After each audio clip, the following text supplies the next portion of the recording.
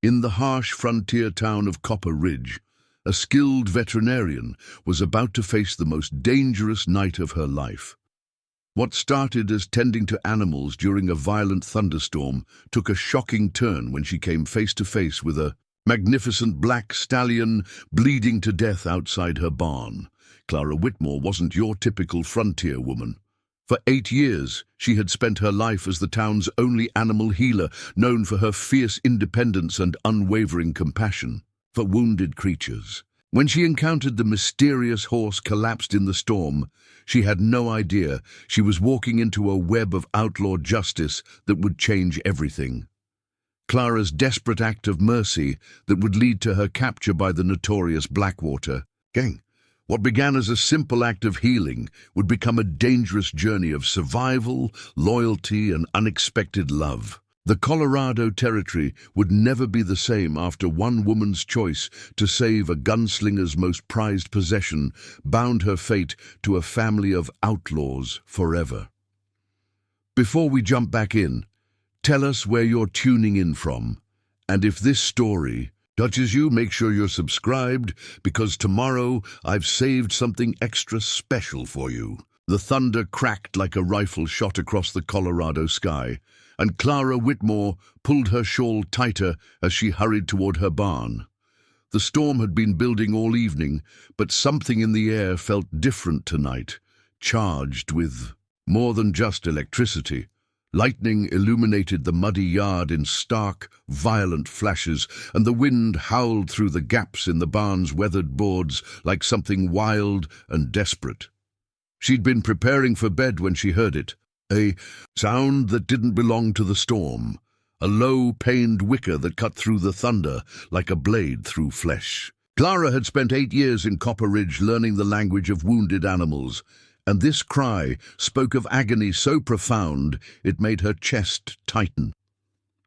The barn door fought against the wind as she wrestled it open, and what she found in the flickering lantern light stopped her cold. A magnificent black stallion lay collapsed just inside the entrance, his coat slick with rain and something darker. Blood. Too much blood. "Easy, boy," she whispered, approaching slowly despite the urgency. Clawing at her chest, the horse's eyes rolled white with pain and fear. But there was intelligence there, a sharp awareness that told her this was no ordinary ranch horse. His breathing came in shallow, labored gasps, and a crimson stain spread across his left shoulder, where what looked like a bullet had torn through muscle and sinew. Clara's mind shifted into the focused clarity her father had drilled into her since childhood. When you see suffering, Clara, you don't ask questions first. You heal first. Everything else can wait.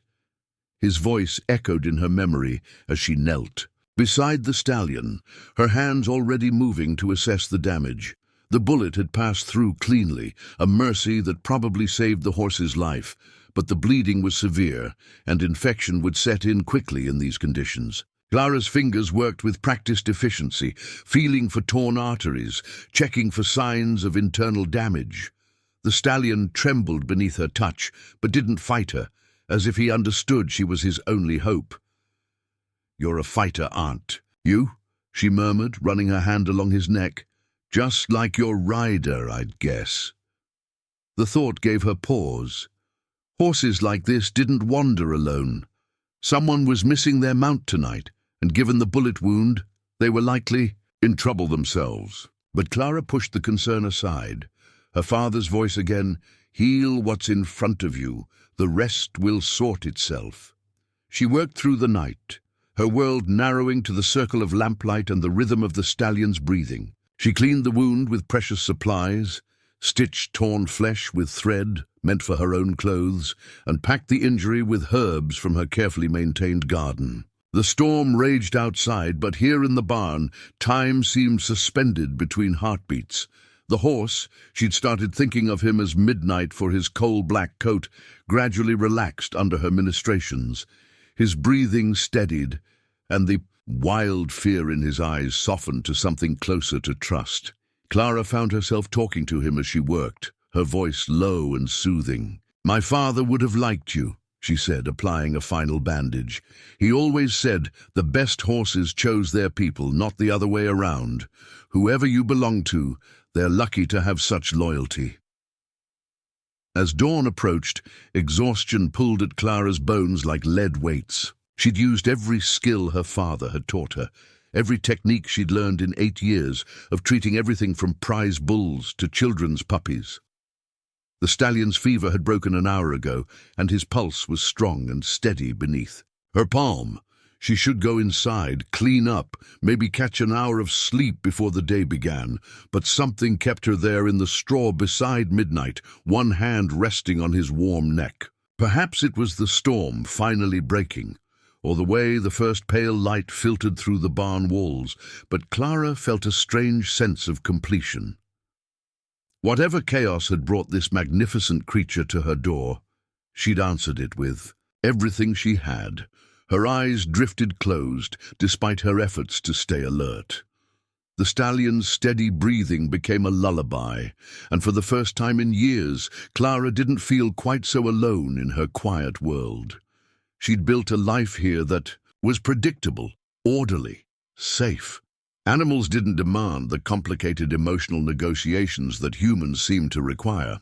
They didn't judge her for remaining unmarried at 28, or whisper about her unconventional independence, but as sleep claimed her, Clara couldn't shake the feeling that her ordered world was about to change forever.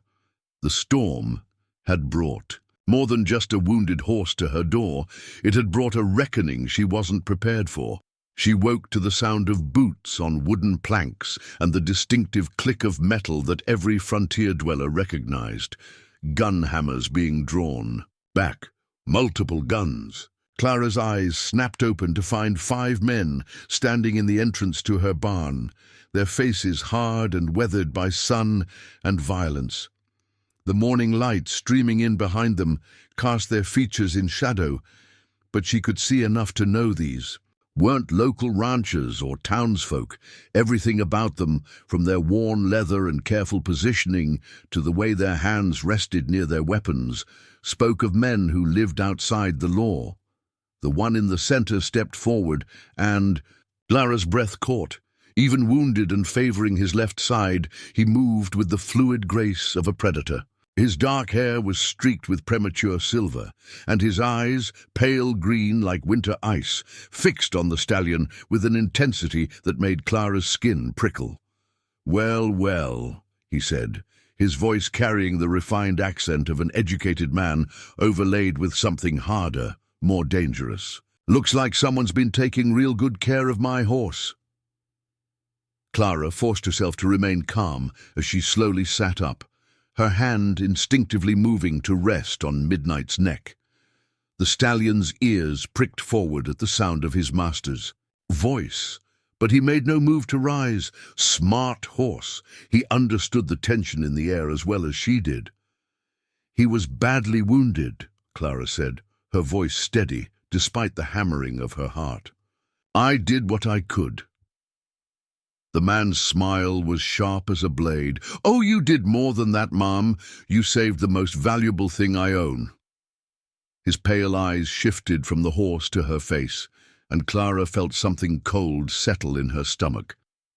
"Question is, what do I owe you for such exceptional care?" The way he said it made Clara realize she'd stumbled into something far more dangerous than a simple good deed. These men weren't here to offer thanks or payment. They were here to collect what they believed was theirs, and somehow that now included her. Marcus's hand tightened on his rifle as he watched the woman's face change from confusion to understanding. She was quicker than most. He'd give her that. The moment Ezra spoke, Clara Whitmore knew she'd stepped into something that would change her life forever. "I appreciate your concern for payment," Clara said, rising slowly from the straw. "But saving animals is what I do. No debt was incurred." Ezra's laugh was low and dangerous. "See, that's where you're wrong, miss." Whitmore, Clara Whitmore. Her chin lifted with a defiance that Marcus recognized, the kind that got people killed when they faced men like them. "Miss Whitmore." Ezra's voice carried mock courtesy as he stepped closer to Midnight, his hand stroking the stallion's neck with obvious affection. "This here is more than just a horse. This is my partner, my oldest friend, the only thing in this world I trust. Completely." His pale eyes fixed on Clara. "When someone saves something that precious to me, well, that creates a debt that can't be paid with money." Marcus shifted uncomfortably. He'd known Ezra for 5 years, had seen him make decisions that haunted grown men's dreams, but something about this felt different, wrong. The woman had acted out of compassion, the kind of simple human decency that their world had long since forgotten. "Then consider the debt forgiven," Clara said firmly. "I ask nothing in return, but I insist."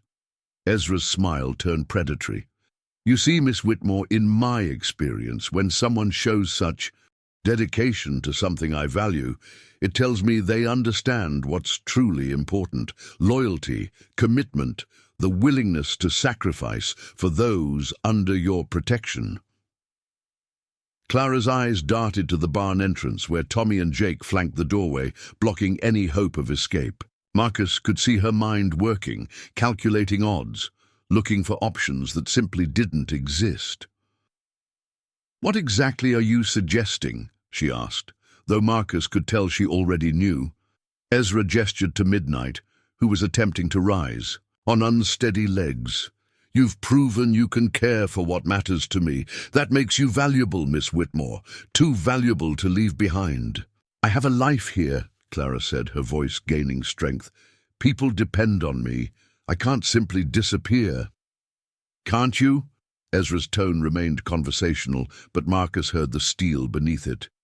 "Seems to me a woman living alone, working at all hours, keeping to herself. Well, folks might not notice if she decided to, travel for a while." Marcus watched Clara's face pale as she realized the truth in Ezra's words. She'd built a life of independence, but that very independence now worked against her. Who would look for her immediately? Who would know she was gone? "This is kidnapping," Clara said flatly. "This is payment," Ezra corrected. "You saved something irreplaceable. Now you'll continue to care for it, and for us, when needed." Tommy stepped forward eagerly. "Ezra, maybe we should—" "Should what, kid?" Ezra's voice cracked like a whip. "Question my judgment? This woman spent the night saving Midnight's life while we were dodging bullets and lawmen.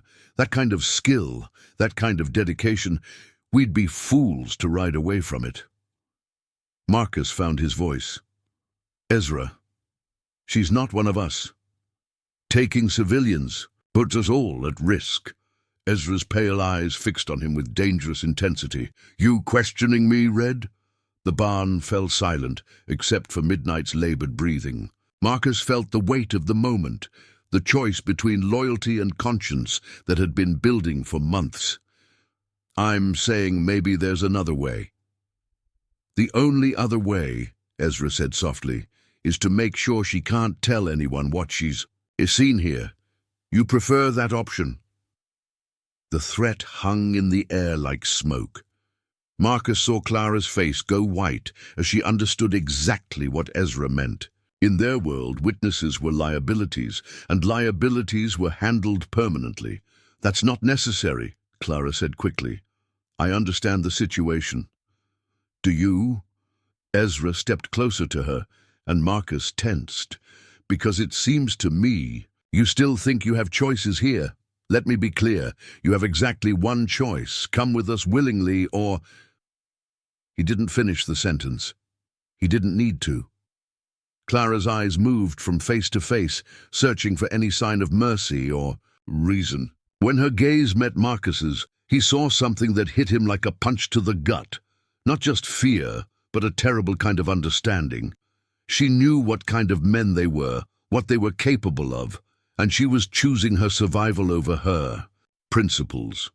"If I come with you," she said carefully, "what happens to my practice, my animals?" "Not your concern anymore," Jake rumbled from the doorway. But Clara ignored him, keeping her eyes on Ezra. Some of the animals in town depend on regular treatment. They'll suffer without care. Marcus saw something flicker in Ezra's expression. Surprise, maybe even respect. Even facing her own destruction, she was thinking about her patients. "Tommy," Ezra said, without taking his eyes off Clara, "ride into town. Spread word that Miss Whitmore had to leave sudden-like. Family emergency back east. Tell them she'll be gone indefinite." "What about her things?" Tommy asked. "Pack what you need for travel," Ezra told Clara. "Medical supplies, clothes for rough country. You've got 10 minutes. Clara looked at Midnight, who had managed to get to his feet and was standing unsteadily. "He needs rest. At least another day before he should be moved. He'll have to manage. We've got a posse forming in town, and I'd rather not explain to Sheriff Garrett why we're here." Marcus watched Clara's face as the reality settled over her. There would be no rescue, no last-minute reprieve. Her quiet, ordered life was ending here, in this barn, with the morning light streaming through the boards and the smell of blood and medicine in the air. 10 minutes, she said quietly. As she moved toward the barn door, Marcus caught her arm gently. "Miss Whitmore," he said in a low voice, "for what it's worth, I'm sorry." She looked at him with those clear, intelligent eyes, and Marcus saw something there that shook him, not hatred or fear, but a kind of sad understanding. "No," she said softly, "you're not. Not yet. But you will be." Yet the words followed Marcus like a curse as they prepared to ride out of Copper Ridge, taking Clara Whitmore into a world that would test everything she believed about survival, humanity, and the price of compassion. The morning sun climbed higher as they rode out of Copper Ridge, and Clara felt each mile stretch like a chain between her and everything she'd ever known. Midnight walked slowly beneath Ezra, favoring his wounded shoulder, while Clara rode Tommy's spare horse, a gentle bay mare that seemed to sense her distress and moved with careful, measured steps. Behind them, the town grew smaller until it disappeared entirely into the rolling hills. Clara had lived her entire adult life within those boundaries, building a reputation one healed animal at a time. Now she was riding toward a horizon that offered nothing but uncertainty and danger. "How far?"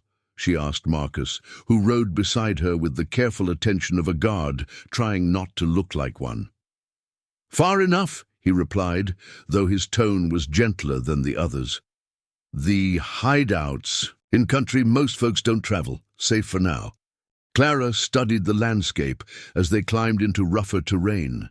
The Badlands stretched ahead, rocky outcroppings and narrow canyons that could hide an army if a man knew where to look. Perfect country for outlaws, and perfect for people to disappear forever. They rode in relative silence for hours, stopping only to water the horses and check Midnight's wound. Clara was relieved to see the stallion moving better as his muscles warmed, though she knew he needed proper rest and regular treatment. When she mentioned this to Ezra, he simply nodded. "You'll see to it," he said, as if her compliance was already assumed. It was late afternoon when they finally reached what the gang called home, a hidden canyon, accessible only through a narrow gap between towering rock walls. Clara marveled despite herself at the natural fortress. A small stream ran through the canyon floor, and someone had built rough shelters against the canyon walls, camouflaged to blend with the rock. "Welcome to paradise," Tommy said with a grin that didn't quite reach his eyes. Clara could see he was trying to be friendly, but uncertainty flickered beneath his eagerness. Jake dismounted with a grunt, his massive frame moving stiffly. Clara noticed how he favored his left leg and the way his jaw clenched with each step. Chronic pain, she diagnosed automatically. Old injury, probably never properly treated. "Get the woman settled," Ezra commanded, as he led Midnight toward a rough lean-to that served as a stable. "And make sure she understands the rules." "What rules?" Clara asked, though she suspected she wouldn't like the answer. Marcus gestured toward a small cabin built into an alcove in the canyon wall. That'll be yours. Don't try to leave the canyon without escort. Don't touch any weapons. And remember, you're here because Ezra wants you here. Cross him and... He didn't finish, but Clara understood. She'd seen enough of Ezra Kane to know that his gratitude had limits, and his patience had none. The cabin was sparse but clean. A single room with a narrow bed, a small table, and hooks for hanging clothes. Someone had left a basin and pitcher for washing, and Clara was surprised to find the water was fresh. Whatever else these men were, they weren't entirely uncivilized. "Supper's at sunset," Tommy said from the doorway. "Jake does most of the cooking. He's actually pretty good at it." "Tommy?" Clara turned to face him, noting how young he looked without the bravado he'd worn in town. "How long have you been with them?" 4 years, give or take." He shifted uncomfortably. "Ezra found me half dead outside Pueblo, took me in when no one else would. And you've been running ever since?" Tommy's face darkened. "Running's better than dying, and it's better than watching other folks die when you can't do nothing to help them." There was pain in his voice that spoke of losses too deep for his age. Clara found herself softening toward the young man, despite the circumstances. "What happened to your family?" "Cholera," Tommy said simply. "Ma, pa, little sister. All gone in a week. I was 15. Didn't know nothing about nothing. Sheriff in Pueblo said I was old enough to work, or old enough to move on. Guess which one I chose." Clara felt a familiar ache in her chest, the same one she'd felt countless times when faced with suffering she couldn't heal. "I'm sorry." Tommy shrugged, but she could see her sympathy affected him. "Ezra's been more family to me than anyone. Since then, him and the others, we look out for each other. Even when looking out means kidnapping innocent women?" The question hung between them, and Clara watched Tommy struggle with it. "You saved Midnight," he said finally. "That counts for something with all of us. Ezra. He don't trust easy, but when he does, he's loyal to the bone. Maybe this ain't how it should have happened, but you're under his protection now. That means something." Clara wasn't sure if she should feel reassured or terrified. "And if I don't want his protection?" Tommy's expression grew serious. "Then you'd better learn to want it, Miss Clara. 'Cause out here, it's all that's keeping you alive." As evening approached, Clara found herself reluctantly joining the men around a campfire built in a natural depression that would hide the flames from outside observers. Jake had indeed prepared a surprisingly good meal, rabbit stew with wild onions and herbs that showed real skill. "You know about cooking too?" Jake asked gruffly as Clara complimented the food. "My father taught me to recognize edible plants," she replied carefully. "Useful for both human and animal medicine." Jake grunted what might have been approval. "Waste not, want not. Man's got to use what the land gives him." "You weren't always an outlaw," Clara observed. Jake's eyes narrowed dangerously, but Marcus jumped in before the conversation could turn ugly. "None of us were born to this life, Miss Whitmore. Circumstances make choices for us sometimes. And sometimes we make our own choices," Clara replied, meeting his gaze steadily. "Even when they're difficult ones." She saw Marcus flinch slightly at her words and knew her meaning had hit home. But before anyone could respond, Jake suddenly doubled over, a sharp cry escaping his lips. Without thinking, Clara was on her feet and at his side. "Where's the pain?" "Back off!" Jake snarled, but his face was gray with agony. "Your left hip," Clara said, her professional instincts taking over. "Old break, badly healed. Probably gets worse in damp weather." Jake stared at her in surprise. "How'd you—" "I've been watching you move all day, the way you favor that leg, the way you brace yourself when you sit down." Clara looked around the group. I'll need hot water and clean cloth, and something for pain if you have it."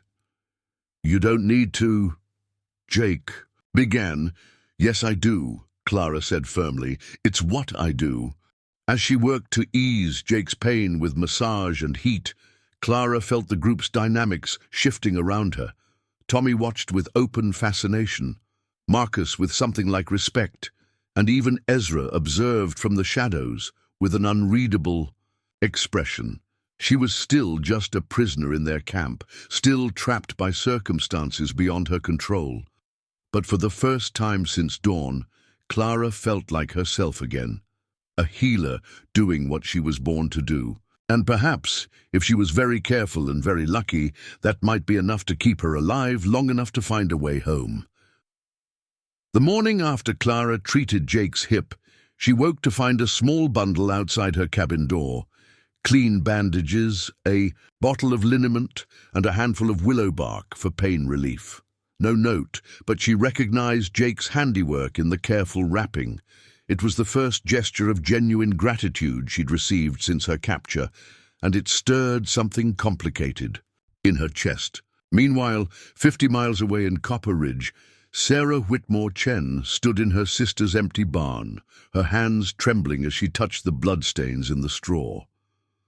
The metallic smell still lingered despite the rain that had washed most traces. A whey and dried herbs scattered across the floor told a story of desperate medical work. "She saved something here," Sarah murmured to Dr. Hartwell, who knelt beside her, examining the evidence.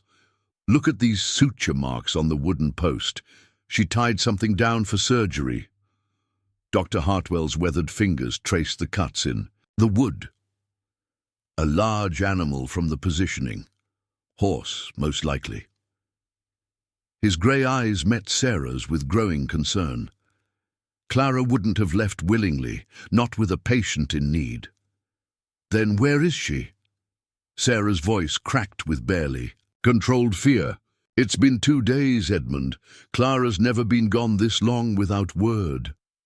Sheriff Garrett chose that moment to stride into the barn, his boots echoing off the wooden floor with deliberate authority. "Ladies, gentlemen," he said, though his tone suggested he found their presence more inconvenient than helpful. "I understand your concern, but there's no evidence of foul play here." "No evidence?" Sarah stood, her small frame radiating fury. "Blood, signs of surgery, my sister missing. What more evidence do you need?" "Evidence that a crime was committed," Garrett replied coolly. "For all we know, Miss Whitmore treated an injured animal and decided to accompany its owner to ensure proper recovery. Veterinarians do that sometimes." Dr. Hartwell rose slowly, his joints protesting the movement. "William, Clara would have sent word. She's never left without arranging care for her regular patients." "People change their minds," Garrett said with a shrug that struck Sarah as deliberately callous. "Maybe she got tired of this small-town life. Pretty woman like that, unmarried at her age. Perhaps she found better prospects elsewhere." Sarah's cheeks flushed with anger. "How dare you, Sarah!" Dr. Hartwell's gentle hand on her arm stopped her from saying something that might make an enemy of the sheriff. "Sheriff Garrett, surely you can organize a search party. Clara has friends in this town who would volunteer." Garrett's smile was thin and calculating. "I'll consider it. But organizing posses costs money, and the town council's been asking hard questions about my budget lately." His meaning was clear. He wanted something in return for his cooperation. As the sheriff left them standing in the barn, Sarah felt a cold certainty settle in her bones. Garrett wasn't going to help them find Clara. If anything, he seemed almost pleased by her disappearance. "We'll have to search ourselves," she whispered to Dr. Hartwell. "I was thinking the same thing," he replied. "I'll gather supplies and volunteers quietly. No need to involve the sheriff until we have something concrete to show him." Back in the hidden canyon, Clara was discovering that captivity had its own complex rhythms. The men rose before dawn, checked their weapons, and discussed plans in voices too low for her to overhear. But as the days passed, she found herself gradually included in the mundane business of survival. Preparing and narrating this story took us a lot of time, so if you are enjoying it, subscribe to our channel. It means a lot to us. Now back to the story. Tommy sought her out constantly, asking questions about animal care and hanging on her every word like a student hungry for knowledge. She taught him how to properly clean and dress wounds, how to recognize signs of infection, and which plants could ease pain or prevent fever. "Why are you teaching me this?" he asked one afternoon, as they gathered medicinal herbs near the canyon's stream. Clara paused in her collection of wild garlic, considering her answer. "Because knowledge shouldn't die with the person who holds it.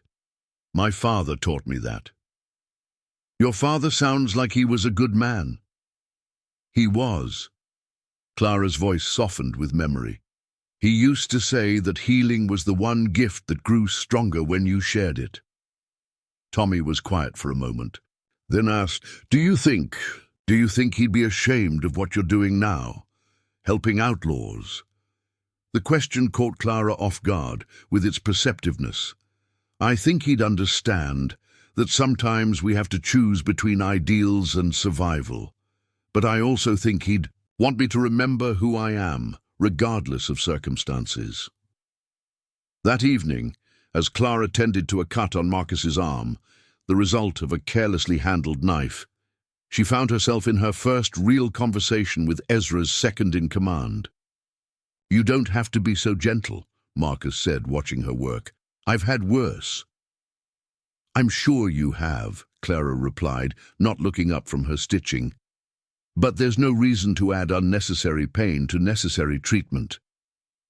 Marcus studied her profile in the firelight. "You're not what I expected." "What did you expect?" "Fear, tears, demands to be released." His voice held a note of puzzlement.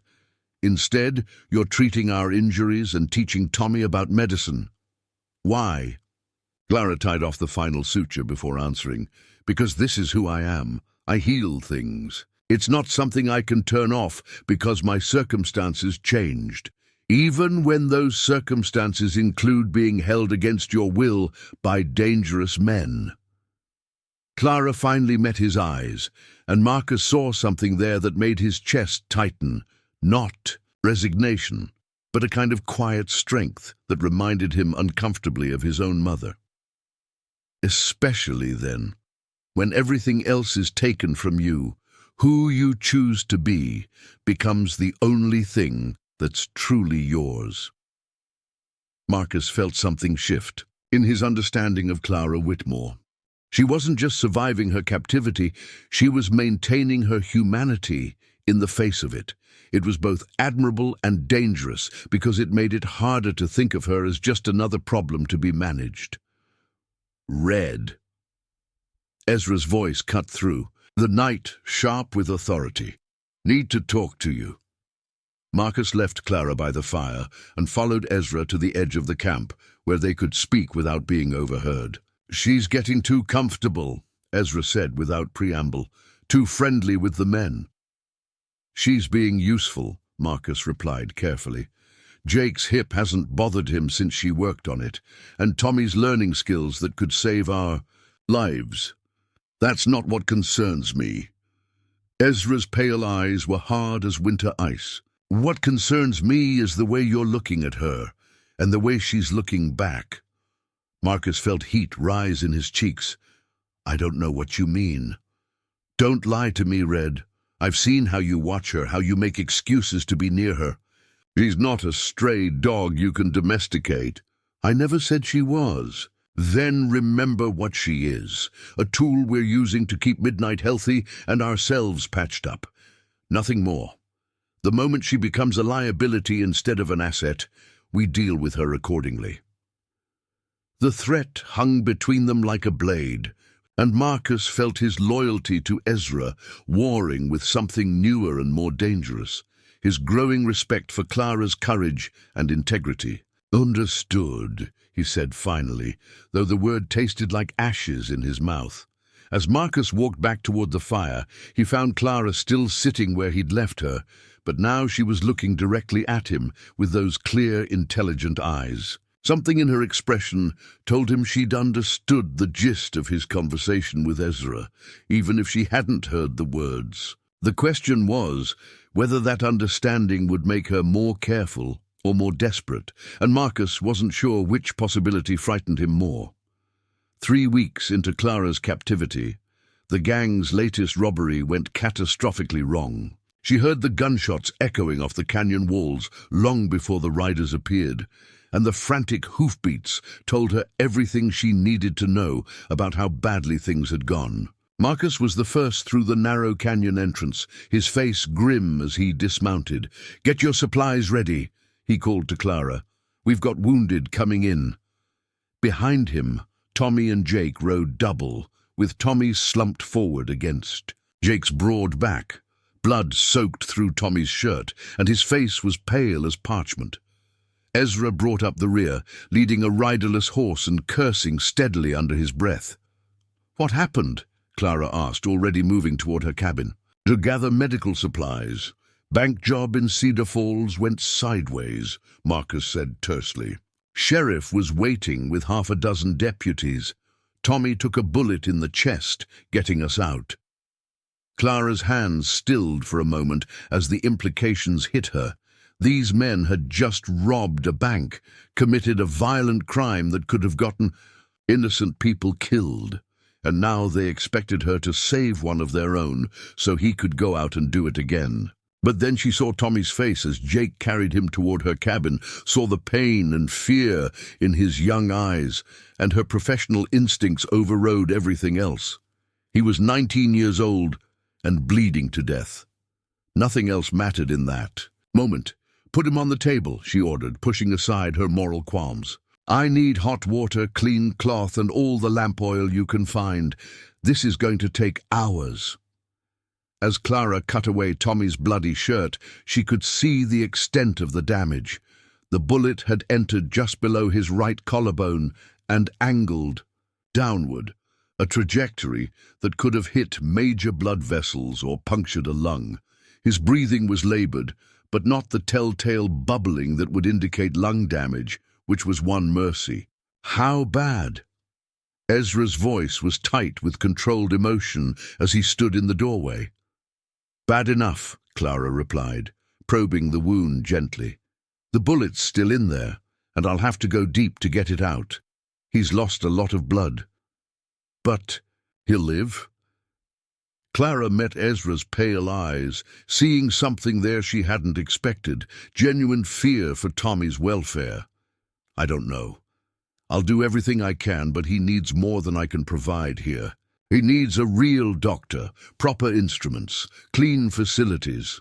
"This is what you've got," Ezra said flatly. "Make it work."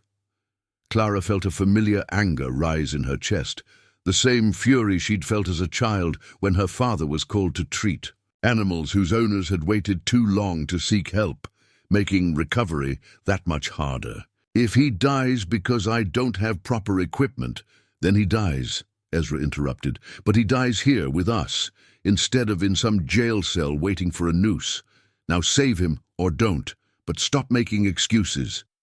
The harsh words stung, but Clara recognized the truth in them. Tommy's life hung in the balance, and all her moral objections wouldn't change that fact.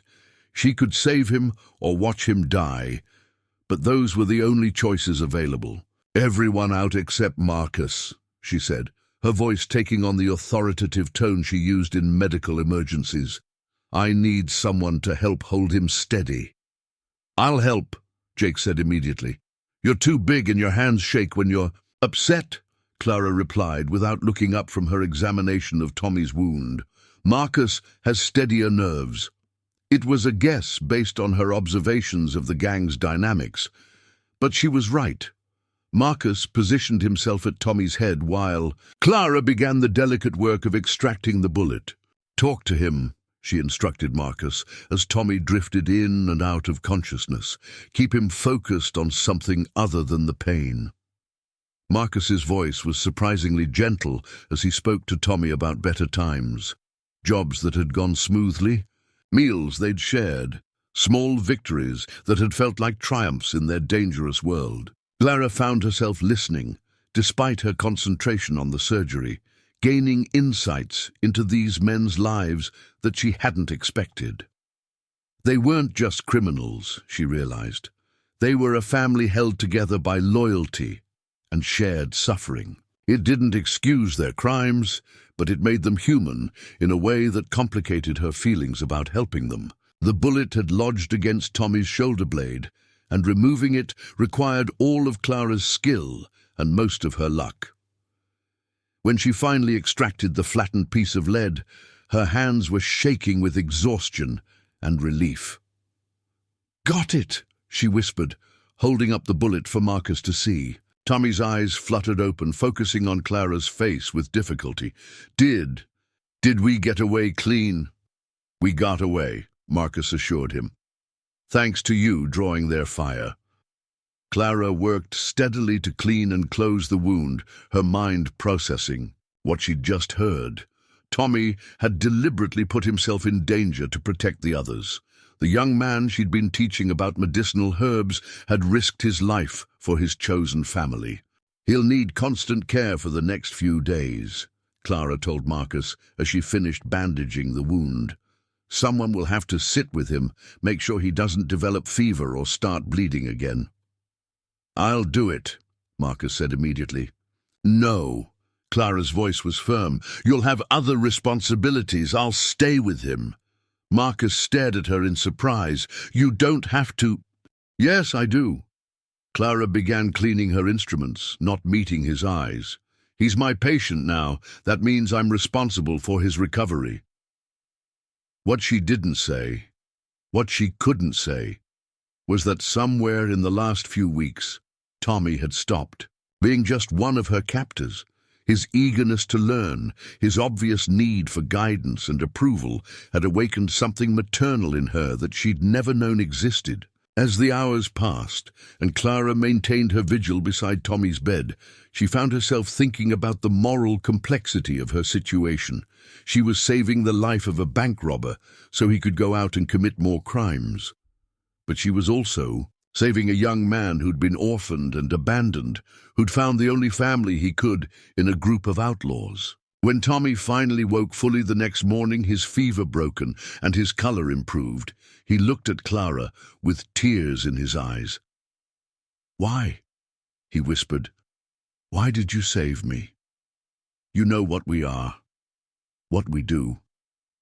Clara smoothed his hair back from his forehead, a gesture so naturally maternal that it surprised them both. "Because you're 19 years old and you were dying," she said simply.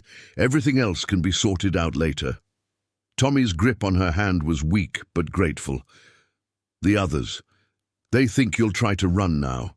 Use helping me as a way to escape." Clara had considered it. While everyone's attention was focused on Tommy's condition, she could have slipped away into the wilderness. But she'd stayed, and now she wasn't entirely sure why. "I'm not going anywhere," she said softly. "Not while you need care." It was a decision that would change everything between her and the gang. She was no longer just a prisoner being held for her usefulness. She was choosing to stay, to help, to become part of their complicated family dynamic. And that choice would have consequences none of them could foresee. 2 days after Tommy's surgery, the peace of their hidden canyon was shattered by the thunder of approaching hoofbeats, too many horses moving too fast for it to be anything but trouble. Clara looked up from checking Tommy's bandages as Marcus burst into the cabin, his face grim with urgency. "Posse," he said tersely. "Big one. Garrett's leading them, and they're following our trail." Tommy struggled to sit up despite Clara's restraining hand. "How many?" 15, maybe 20 riders. They'll be at the canyon mouth within the hour." Marcus's eyes met Clara's. "We're moving to the caves." Clara had heard whispers about the cave system that honeycombed the canyon walls, a natural fortress the gang had discovered years ago. According to Jake, the caves connected through a maze of tunnels that emerged miles away, making them perfect for a last stand or an escape. Route. Tommy can't be moved, Clara said firmly. The surgery site could reopen and he's still fighting infection. He moves or he dies when Garrett finds him, Marcus replied. Those are the only choices. Within minutes, the gang was in motion with the practiced efficiency of men who'd faced this situation before. Jake rigged a stretcher from blankets and rifle poles, while Ezra gathered their most essential supplies. Clara found herself automatically taking charge of the medical preparations, packing her instruments and remaining medicines. Midnight, she said suddenly, realizing the stallion was still recovering in the makeshift stable. He's not ready for hard travel either. Ezra's face went stone cold at the reminder. He comes with us, whatever it takes. The trek to the Gee Caves was a nightmare of careful navigation over rough terrain. Tommy gritted his teeth against the pain of movement, while Midnight walked slowly but steadily, his injury healing better than Clara had dared hope. She found herself impressed by the stallion's spirit. Like his master, he refused to show weakness, even when suffering. The cave entrance was hidden behind a fall of rocks that looked natural but had been carefully arranged to conceal the opening. Inside, the caves opened into a series of connected chambers, some large enough to stable horses, others barely wide enough for a man to crawl through. "How deep do they go?" Clara asked as they settled into what appeared to be the main chamber. "Deep enough," Jake answered, lighting a carefully shielded lantern. "Got fresh water from an underground spring, ventilation that don't show smoke, and 3 different ways out if things go bad." Clara helped Tommy settle onto a bedroll in the driest corner of the chamber, noting with relief that his wound hadn't reopened during the move. But his fever was rising again, and she worried about infection setting in. "I need to examine him properly," she told Marcus, "and Midnight's bandages should be changed." As Clara worked by lantern light, tending to both patients with equal care, she became aware of the strange intimacy of their situation. Here in the hidden depths of the earth, the usual boundaries between captor and captive seemed meaningless. They were simply people trying to survive together. "Tell me about Midnight," she said to Ezra as she cleaned the stallion's wound. "How long have you had him?" Ezra was quiet for so long that Clara thought he wouldn't answer. When he finally spoke, his voice was softer than she'd ever heard it. 12 years, got him as a green-broke 3-year-old when I was still in the cavalry. Trained him myself, rode him through campaigns against the Apache, the Comanche. His hand stroked the stallion's neck with unconscious affection. He saved my life more times than I can count." "What happened?" Clara asked gently. "In the cavalry, I mean." Ezra's expression hardened. "Orders came down to attack a Cheyenne village. Women, children, old folks didn't matter to the colonel, said they were all potential hostiles." His voice turned bitter. "I refused. Got court-martialed, dishonorably discharged, branded a coward and an Indian lover." Clara continued her work on Midnight's bandage, but her mind was processing this revelation. "So you became an outlaw. Became what they said I already was, a man outside the law. At least this way, when I hurt people, it's my choice, not some politician's order." The conversation was interrupted by the sound of voices echoing from outside the cave.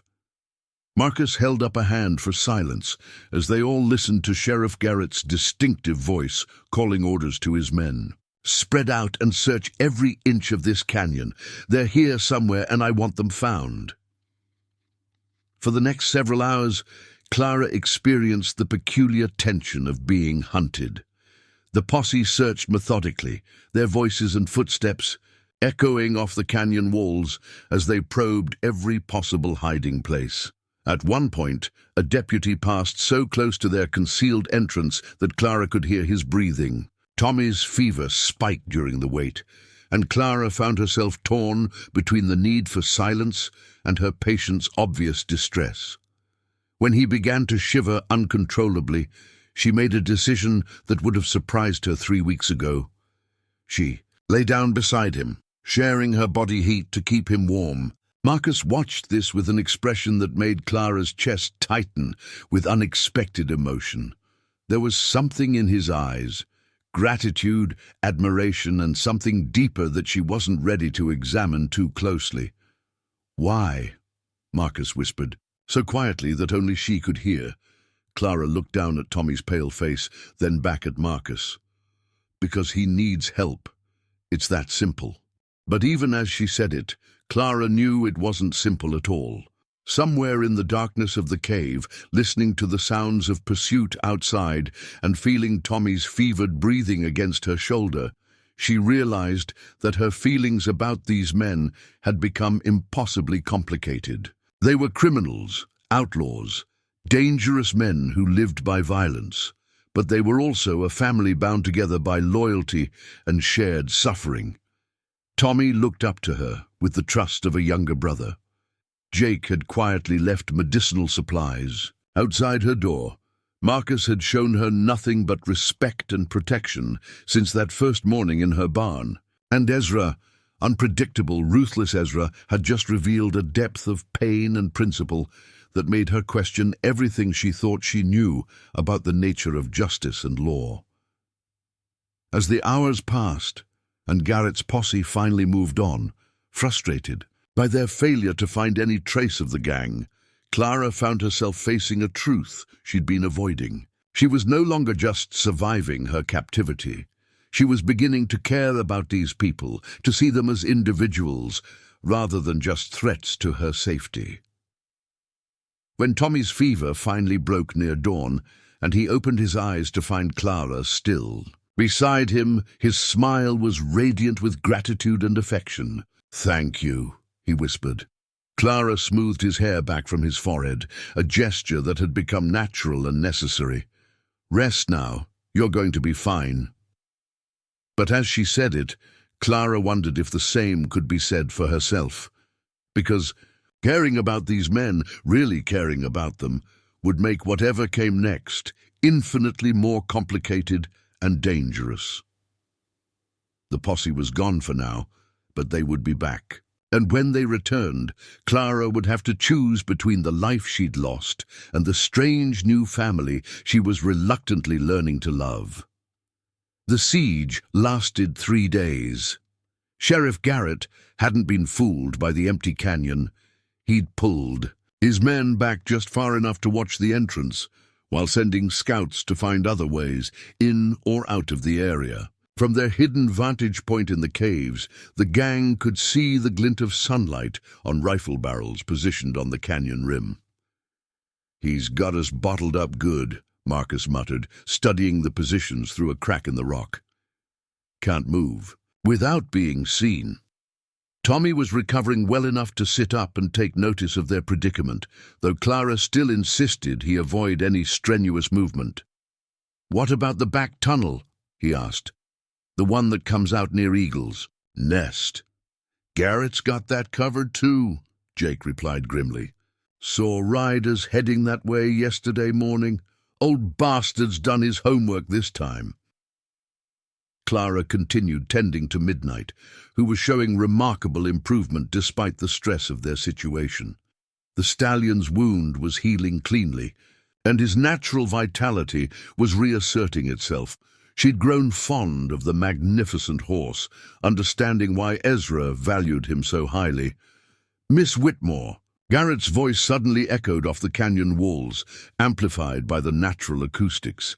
"I know you're in there. I've got a proposition for you." The gang exchanged tense glances. Clara felt her stomach clench with a mixture of hope and dread. After weeks of captivity, the prospect of freedom was intoxicating. But she'd learned enough about these men to know that Garrett's offer wouldn't be simple. "You don't have to answer," Marcus said quietly. But Clara was already moving toward the cave entrance. "Yes, I do. This is about me now." Ezra caught her arm as she passed. "Remember who you're dealing with. Garrett's not offering rescue. He's offering a trade." Clara met his pale eyes steadily. "I understand." She made her way to a position, where she could call out without exposing herself to sniper fire. "I'm here, Sheriff." "Good. Now listen carefully. I'm willing to let you walk out of there unharmed. All you have to do is come to the canyon entrance with your hands visible. My men won't fire on an innocent civilian." Clara felt Marcus move up behind her, close enough that she could feel the heat of his body. "He's lying," he whispered. "The moment you're clear, he'll pour lead into these caves until nothing's left alive." "Miss Whitmore," Garrett called. "Again, I know these men took you against your will. You don't owe them anything. Your sister's been worried sick. Sarah's been searching for you day and night." The mention of Sarah hit Clara like a physical blow. She tried not to think about how her disappearance was affecting her adopted sister, but now the image of Sarah's worried face filled her mind. Sweet, loyal Sarah who'd already lost so much in her young life. "She's offering a reward for information about your whereabouts," Garrett continued, his voice carrying false sympathy. $500. Everything she and that Chinese husband of hers have saved. She's bankrupting herself trying to find you." Clara closed her eyes, fighting back tears. Sarah was sacrificing everything to bring her home, while Clara was... what? Growing attached to the men who'd kidnapped her? Starting to care about a bank robber barely out of his teens and a wounded horse that belonged to an outlaw? "You have 1 hour to decide," Garrett shouted. "After that, I start sending my men into those caves, and I can't guarantee anyone's safety." The ultimatum hung in the air like smoke as Clara retreated deeper into the cave. The gang gathered around her, their faces grim with the knowledge that their situation had just become desperate. "He's bluffing," Tommy said, though his voice lacked conviction. "He can't prove we're in here." "He doesn't need proof," Ezra replied coldly. "He's got 20 men and all the time in the world. We've got limited water, limited ammunition, and a wounded man who can't travel fast." Clara felt the weight of their stares, the unspoken understanding that she was the key to their survival, or their destruction. "What happens if I refuse his offer?" "Then we fight our way out," Marcus said simply. "Some of us might make it." "And if I accept?" Ezra's smile was sharp as a blade. "Then you walk away and we die like rats in a hole, unless..." He paused, his pale eyes calculating. "Unless you're willing to help us one more time." "How?" "Tell Garrett you'll come out, but you need time to tend your patients first. Buy us until full dark. Then we use the cover of night to slip out. Through the narrow passage, the one Jake used to bring water from the underground spring." Clara stared at him. "You want me to lie to him, to help you escape?" "I want you to choose," Ezra said quietly, "between the life you had and the people, and who need you now." The words hit harder than Clara expected. Need. When was the last time anyone had truly needed her, rather than just her services? In Copper Ridge, she'd been respected, but alone. Here, she was part of something. Complicated and dangerous, but real. "If I help you escape," she said slowly. "What happens to me?" "You come with us," Marcus said immediately, "if you want to." The offer hung between them, loaded with implications that made Clara's heart race. Marcus was offering her a choice, real agency for the first time since this all began. She could return to her old life, or she could choose to stay with them, knowing full well what they were. "And if I don't want to?" "Then we find a way to get you home safe," Ezra said, and Clara was surprised to hear what sounded like sincerity in his voice. "You've earned that much."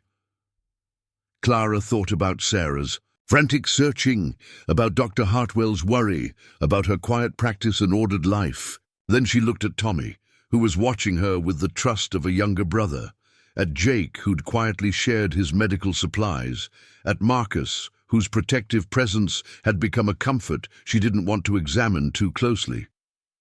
"I need to think," she said. "You've got an hour," Ezra reminded her. Clara spent that hour in agonizing self-examination.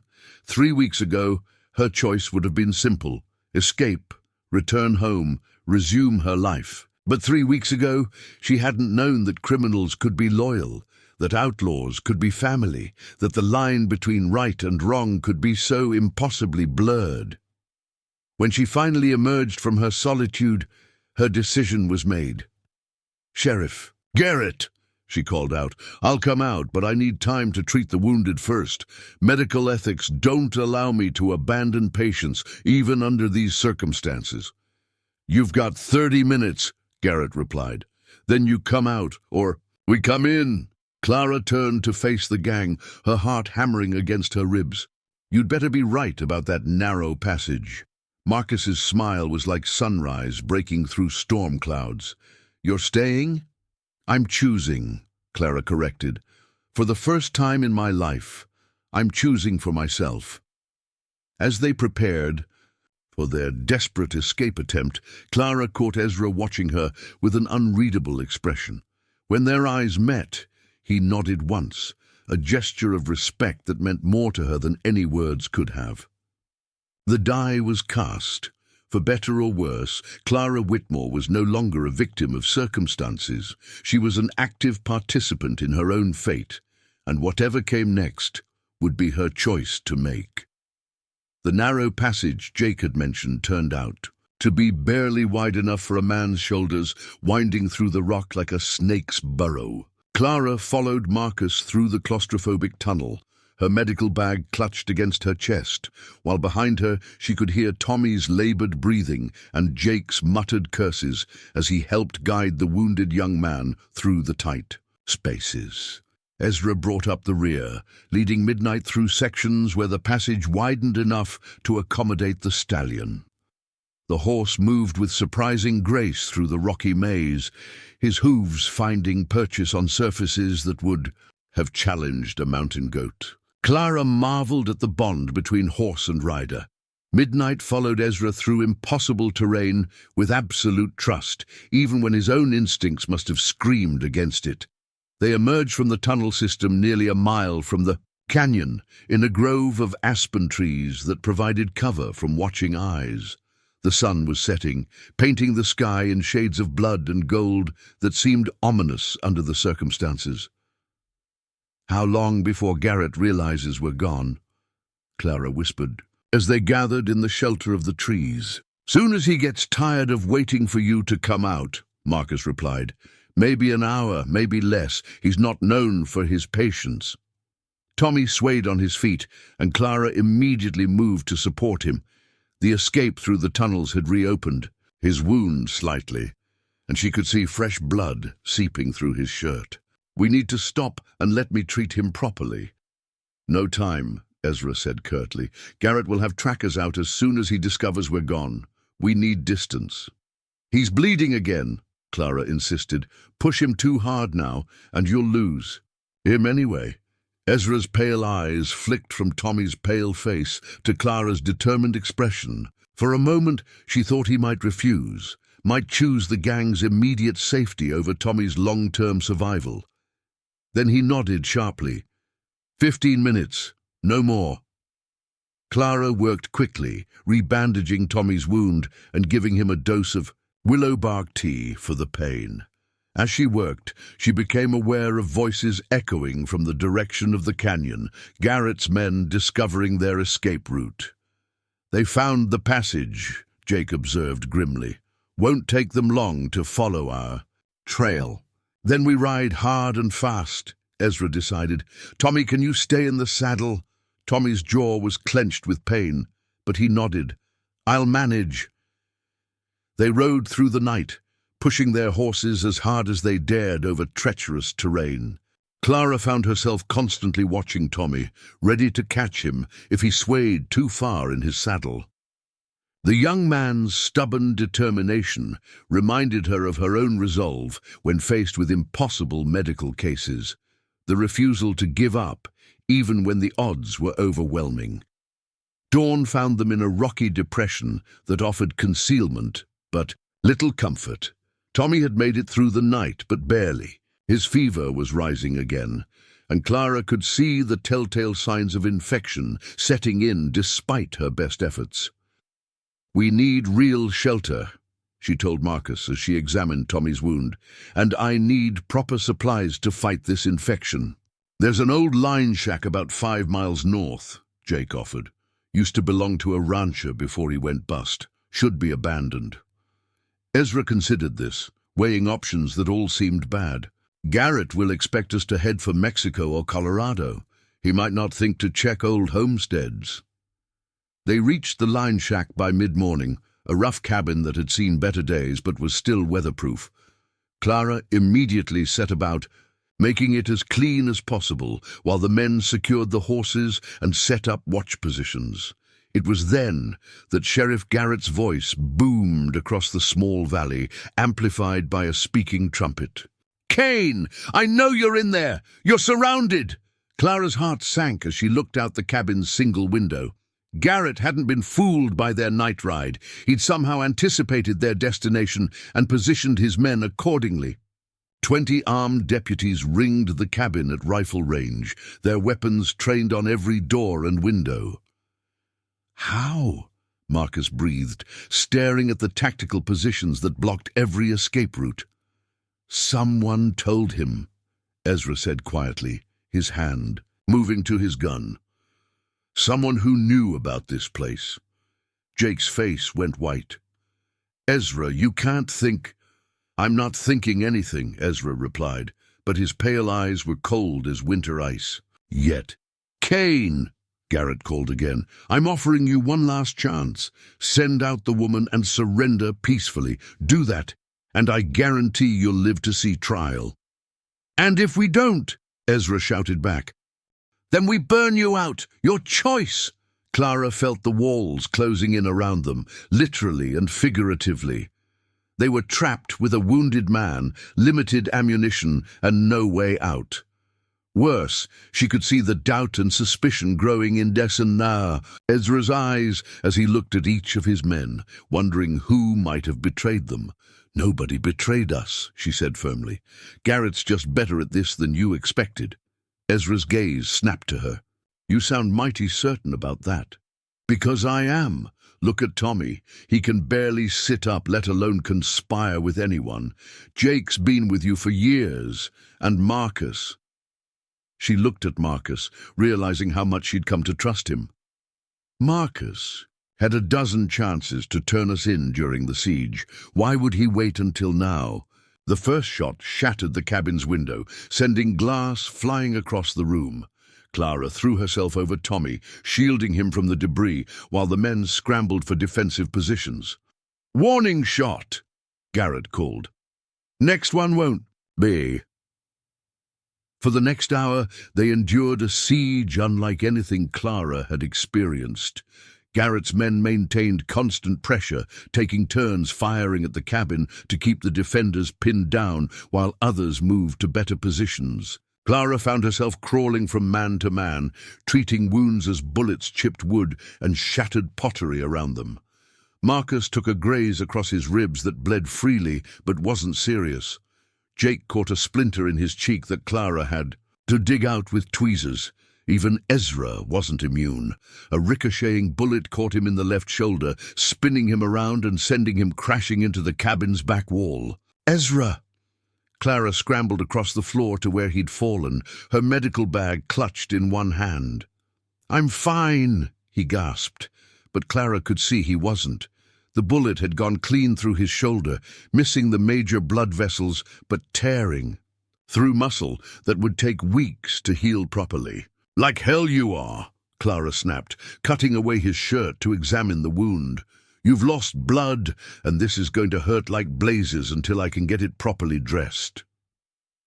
As she worked on Ezra's shoulder, Clara became aware of a new voice. Outside, one that made her heart leap with equal parts joy and terror. "Clara, Clara, are you in there?" Dr. Hartwell, her mentor, her closest friend, her surrogate father. He'd come to bring her home, and now he was walking into a war zone. "Dr. Hartwell," she called back, "stay back, it's not safe." "Sheriff, let me talk to her." Dr. Hartwell's voice carried the authority of a man used to being obeyed in medical. Emergencies. If she's wounded, she needs immediate attention. The only attention she needs is getting away from those outlaws, Garrett replied. But Clara could hear uncertainty in his voice. Dr. Hartwell's presence complicated things. The old physician was respected throughout the territory, and shooting him would cause more problems than Garrett wanted to deal with. "Clara, child, are you hurt?" Dr. Hartwell called. "I'm fine," Clara replied, though she was anything but fine. Her hands were shaking as she bandaged Ezra's shoulder, and tears she hadn't expected were streaming down her face. Hearing Dr. Hartwell's voice brought back memories of her old life with painful clarity. Quiet evenings in his parlor, discussing medical cases over tea, the comfortable predictability of her practice in Copper Ridge. "She's lying," Tommy whispered. From his position on the floor, "Look at her, she's torn apart inside." Marcus caught Clara's eye, and she saw her own conflict reflected in his expression. He understood what Dr. Hartwell's presence meant, that her old life was calling her back, offering her a return to safety and respectability. "Go to him," Marcus said quietly, "while you still can." Clara stared at him, seeing the pain he was trying to hide. "What about Tommy? His wound needs constant attention." "I'll manage," Tommy said weakly. "Don't stay here because of me, Miss Clara. You've done enough."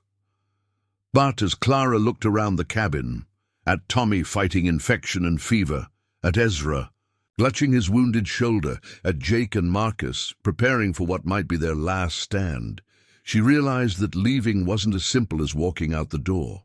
"Dr. Hartwell," she called, "I need you to listen to me very carefully. I have wounded men in here who need medical attention. If Sheriff Garrett wants me to come out, he needs to guarantee safe passage for a medical evacuation." The silence that followed was deafening.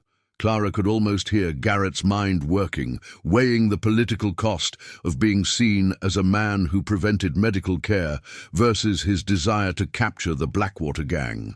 "That's not how this works," Garrett finally shouted. "You come out now, or we come in shooting." "Then you'll be shooting a woman trying to save lives," Clara replied, surprising herself with the steel in her voice. "Is that the story you want to tell the territorial governor?" Another long silence. Then Dr. Hartwell's voice, careful and measured. "Sheriff, if Clara says there are wounded men requiring medical attention, then medical ethics demand we provide that care. I volunteer to go in and assess the situation." "Absolutely not," Garrett snapped. "I'm not sending civilians into a den of killers." "These killers, as you call them, haven't harmed Clara in 3 weeks of captivity," Dr. Hartwell observed.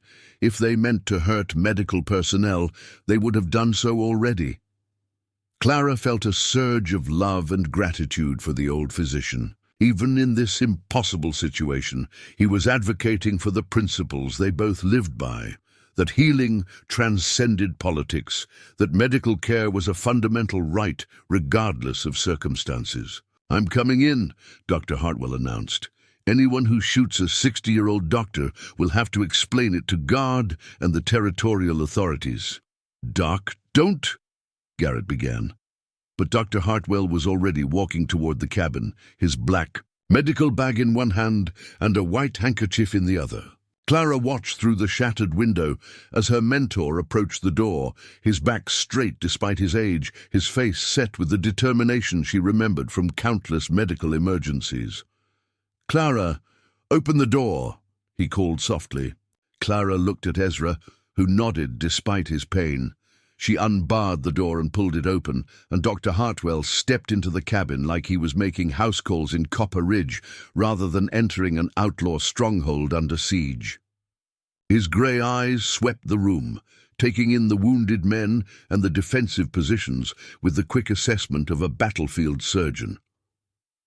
When his gaze finally settled on Clara, she saw relief, concern, and something that might have been pride.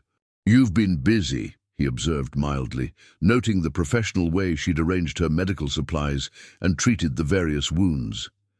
"They needed help," Clara said simply. Dr. Hartwell nodded, setting down his bag and rolling up his sleeves. "Then let's get to work. Where do you need me most?" As Clara and Dr. Hartwell worked together to stabilize Tommy's condition and properly treat Ezra's shoulder wound, the siege continued around them. But something had changed with the old physician's arrival. The situation was no longer just about law versus lawlessness. It had become about the fundamental human obligation to preserve life regardless of the circumstances. Outside, Sheriff Garrett paced like a caged animal, knowing that every moment Dr. Hartwell remained in the cabin made his position more politically complicated. Inside, Clara found herself caught between two worlds, the life she'd known and the strange new family she'd found among the outlaws. The final confrontation was coming, and when it arrived, Clara would have to choose not just between safety and danger, but between the person she'd always been and the person she was becoming. "Clara," Dr. Hartwell said quietly as he finished, "examining Tommy's wound, whatever you decide, I want you to know, your father would be proud of the healer you've become." The words hit Clara like a physical blow because she realized they were true. Her father had taught her that healing knew no boundaries, recognized no artificial divisions between worthy and unworthy patients. In caring for these outlaws, she hadn't betrayed his teachings. She'd honored them. The realization changed everything. When the shooting started again, when Garrett finally lost patience and ordered his men to storm the cabin, Clara would be ready to make her choice. Not as a victim of circumstances, but as a healer who understood that sometimes the most important battles were fought not with guns, but with the simple, radical act of caring for those society had written off as beyond redemption. The war was just beginning, but Clara Whitmore finally knew which side she was fighting for. The final assault began at noon, when Sheriff Garrett's patience finally snapped like an overstretched rope. Clara was bent over Tommy, checking his pulse and noting, with relief, that his fever had finally broken, when the first volley of gunfire erupted from all sides of the cabin. "Down!" Marcus shouted, throwing himself across the room to shield Clara and Dr. Hartwell as bullets tore through the wooden walls like they were made of paper. The cabin exploded into chaos. Jake returned fire from the front window while Ezra, despite his wounded shoulder, took position at the back door. Dr. Hartwell calmly continued his examination of Tommy, seemingly oblivious to the lead flying overhead. "Edmund," Clara grabbed the old physician's arm, "you need to take cover. In 40 years of practicing medicine, child, I've learned that bullets respect medical work about as much as diseases respect social standing," he replied dryly, pressing his stethoscope to Tommy's chest. "His breathing's much improved. Whatever you've been doing for his infection, it's working." A cry of pain from the front of the cabin made Clara's head snap up. Jake had stumbled back from the window, blood streaming from his left arm where a bullet had torn through muscle and sinew. Without thinking, Clara scrambled across the floor to reach him, her medical bag clutched against her chest. "Let me see," she ordered, pulling Jake down behind an overturned table that provided minimal cover. "It's nothing," Jake grunted, but Clara could see the damage was significant. The bullet had shattered bone, and without proper treatment, Jake would lose the use of his arm. "Dr. Hartwell," Clara called, "I need help here." The old physician moved across the cabin with surprising agility for his age, diving and rolling to avoid the worst of the gunfire. When he reached Clara's position, his experienced eyes immediately assessed Jake's wound. "Compound fracture of the radius," he murmured. "We'll need to set it properly or he'll never regain full function." "In the middle of a gunfight?" Jake asked incredulously. "Healing doesn't wait for convenient circumstances," Dr. Hartwell replied, already preparing a syringe of morphine from his bag. "Clara, I'll need you to hold the bone steady while I realign the fragments." As Clara and Dr. Hartwell worked to save Jake's arm, the battle raged around them. Marcus had taken over Jake's position at the front window, trading shots with deputies who were gradually closing the distance to the cabin. Ezra moved between the back door and a side window, his pale eyes calculating odds that were growing worse by the minute. "They're going to rush us," he called over the gunfire. "Garrett's moving his men into position for a final assault." Tommy struggled to sit up despite Clara's earlier orders to rest. "Give me a rifle. I can still shoot." "You'll stay down," Clara said firmly, not looking up from Jake's arm. "You're barely out of danger yourself." "She's right, son," Dr. Hartwell added, injecting morphine into Jake's shoulder. "Your body needs to focus on healing, not fighting." But Tommy was already reaching for a fallen rifle, his young face set with determination. "These are my brothers," he said simply. "I won't lay here while they die protecting me." Clara felt something twist in her chest at Tommy's words. Brothers, that's what these men were to each other, not just partners in crime, but family bound together by loyalty and shared hardship. And somehow, over the past weeks, she'd become a part of that family. The realization hit her just as a new voice joined the cacophony outside, a woman's voice, high and desperate. "Clara, Clara, please! If you're in there, just call out. Let me know you're alive." Sarah. Clara's heart clenched as she recognized her adopted sister's voice. Sweet, loyal Sarah had come to bring her home, just as Dr. Hartwell had. But now, she was walking into a war zone, driven by love and desperation. "Sarah, get back!" Clara shouted through the broken window. "It's not safe." "I'm not leaving without you," Sarah called back, and Clara could hear tears in her voice. "Wei Ming and I, we've sold everything to raise the reward money. We won't give up on you." The guilt hit Clara like a physical blow. While she'd been learning to care about these outlaws, her family had been sacrificing everything to bring her home. Sarah and her husband had given up their life savings, their business, everything they'd worked for, because they loved Clara enough to bankrupt themselves for her freedom. "Clara," Marcus said quietly, appearing at her side as she finished splinting Jake's arm. "You should go to her while you still can." Clara looked up at Marcus, seeing her own conflict reflected in his dark eyes. "What about all of you? We'll manage, we always have." But Clara could see the truth in his face. They wouldn't manage. Wounded and outnumbered, facing a determined sheriff with 20 armed men, the gang was facing their last stand. If she left now, she'd be abandoning them to certain death.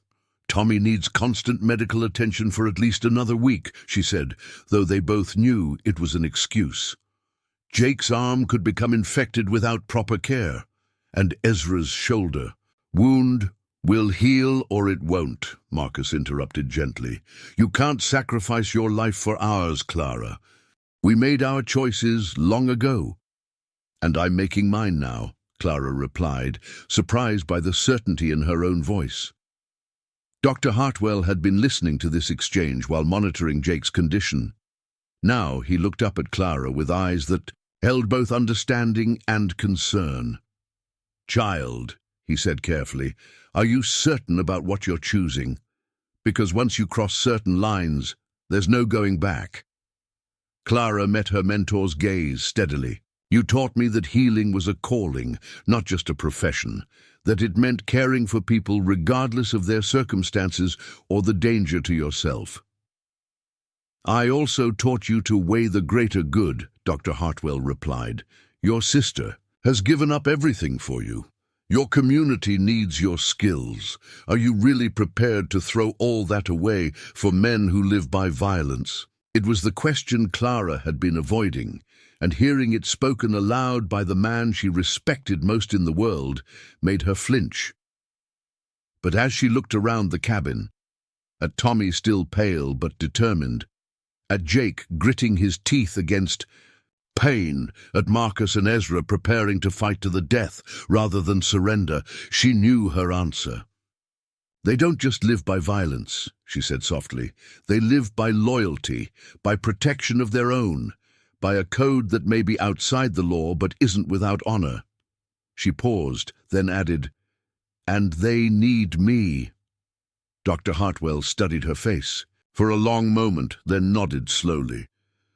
Your father faced a similar choice once, he said quietly.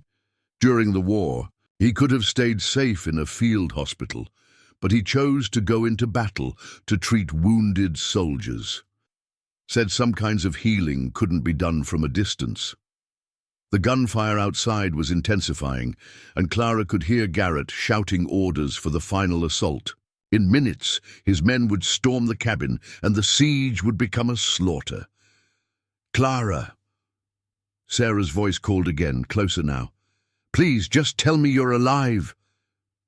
Clara moved to the shattered window, staying low to avoid the bullets still. Flying overhead, she could see Sarah crouched behind a wagon 50 yards away, her small frame shaking with emotion. Wei Ming was beside her, his usually calm demeanor broken by worry for his wife and sister-in-law. "Sarah," Clara called back, "I'm alive. I'm unharmed." "Then come home," Sarah pleaded. "The sheriff says you can walk away. Just come home." "With us?" Clara felt tears streaming down her face as she looked at her sister, the girl their father had taken in, the woman who'd built a successful business despite the prejudice she faced as a half-Chinese woman on the frontier. The sister who'd sacrificed everything for love. "I can't," Clara called back, her voice breaking. "I have patients here who need me." "Patients!" Garrett's voice boomed across the distance. "Those aren't patients, Miss Whitmore. They're killers and thieves. Come out now and we can end this without more bloodshed."